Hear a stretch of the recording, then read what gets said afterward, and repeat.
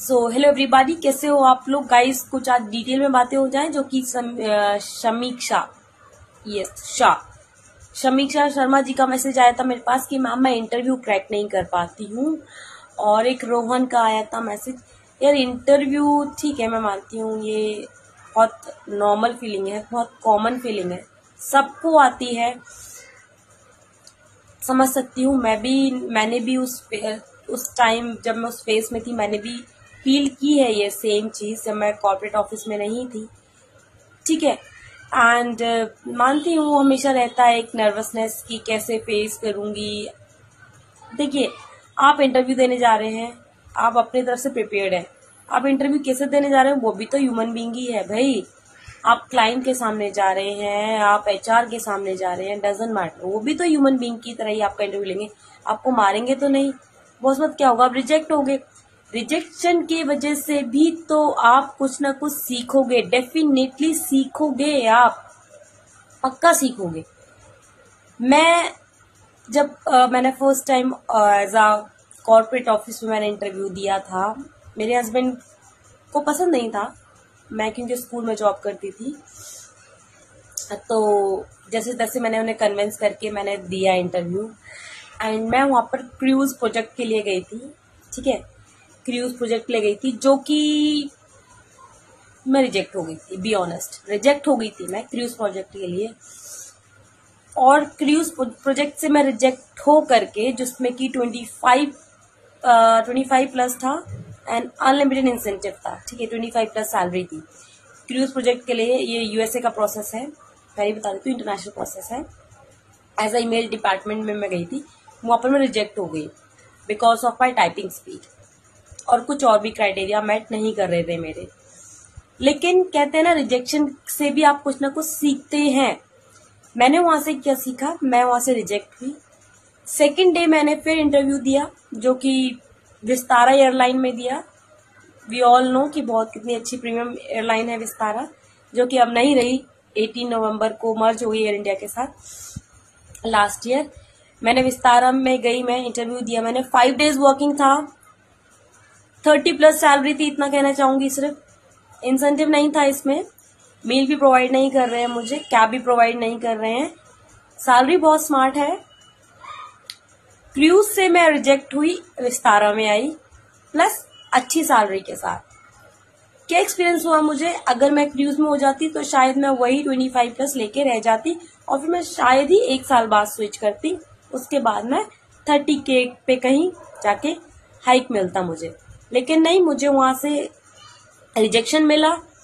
Rejection से मुझे पता चला कि मेरे ये क्राइटेरिया मैट नहीं हो रहे थे, उन पर मैंने काम किया। नेक्स्ट डे ही मैंने विस्तारा एयरलाइन में इंटरव्यू दिया एज अ ईमेल डिपार्टमेंट।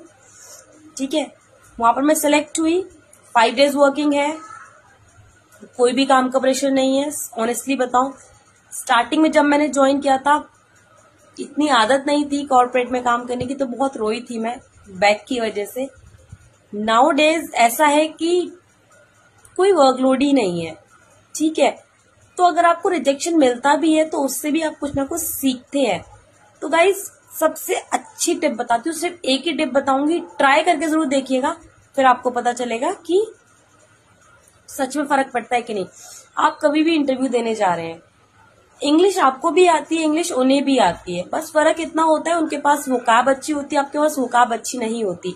अगर आपके पास वोकाब अच्छी नहीं है तो आप अपने जो चॉइस ऑफ वर्ड्स हैं वो अच्छे से रिप्रेजेंट नहीं कर पाएंगे। उनके पास वोकैब अच्छी है तो वो उतने ही डिफरेंट वर्ड्स को अपने तरीके से आपके सामने प्रेजेंट करेंगे, जो कि आप कैच नहीं कर पाते हैं।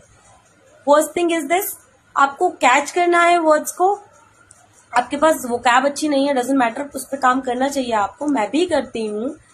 इंग्लिश सबकी अच्छी होती है, सबकी अच्छी नहीं भी होती है। वोकैब जिसके पास नहीं है अच्छी, उसकी भी इंग्लिश अच्छी नहीं है। उसके पास वोकैब है अच्छी, उसके पास भी इंग्लिश नहीं है, क्योंकि उसके पास भी कोई ना कोई वैसे वर्ड्स नहीं होंगे जो हमें पता होंगे, या जो हमारे पास वो वर्ड्स नहीं होंगे जो उन्हें पता होंगे। तो मेन फोकस क्या है आपका, वोकैब। ग्रामर तो यार सबको ही आती है, ठीक है, मेन फोकस है वोकैब। अगर आपकी वोकैब अच्छी है तो आप कहीं पर भी लैक नहीं करेंगे। एंड मान लीजिए आपसे किसी ने कुछ भी पूछा, तो वो वर्ड्स वो कैसे रख रहे हैं, क्वेश्चन वही होता है, बस वो वर्ड जो वर्ड्स को चॉइस करते हैं वो उनके अपने खुद के वर्ड्स होते हैं, वहां पर आप लैक कर जाते हो। Second thing, eye contact. आप कितना भी आपको नॉलेज नहीं होगी, इंसान कॉन्फिडेंस देखता है। अगर आप में कॉन्फिडेंस है, अगर आप आई टू आई कांटेक्ट बात कर रहे हो, अगर मैं भी अभी वीडियो ऐसे ऐसे करके बनाऊंगी तो आपको भी इंटरेस्ट नहीं आएगा। क्यों? आप भी मेरा कहीं ना कहीं कॉन्फिडेंस देखोगे, बात करने का तरीका देखोगे, हर चीज देखोगे, जो कि बहुत इंपॉर्टेंट है आज के टाइम में। तो आई कांटेक्ट करके एक बार इंटरव्यू दीजिएगा प्लीज। कुछ भी नहीं आता होगा आपको, फिर भी जितनी भी इंग्लिश आती होगी टूटी फूटी, उतने के साथ ही कॉन्फिडेंस लेके, कुछ भी कैरी करना मत करना, कॉन्फिडेंस कैरी करके जाइएगा और इंटरव्यू दीजिएगा आई टू आई कांटेक्ट करके। फिर देखना आपका 99.9% सिलेक्शन होगा।